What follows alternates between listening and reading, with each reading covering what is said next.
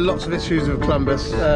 We had to address and fix before we go back in the water. So today is going to be a little voyage. We're going to go up to, we're going to go into Wroxham Broad, go out, join the main river, or the main Broad, up to Wroxham, and then see what happens after that. The route to come to Wroxham, not go in the water, isn't it? But let's go and do it.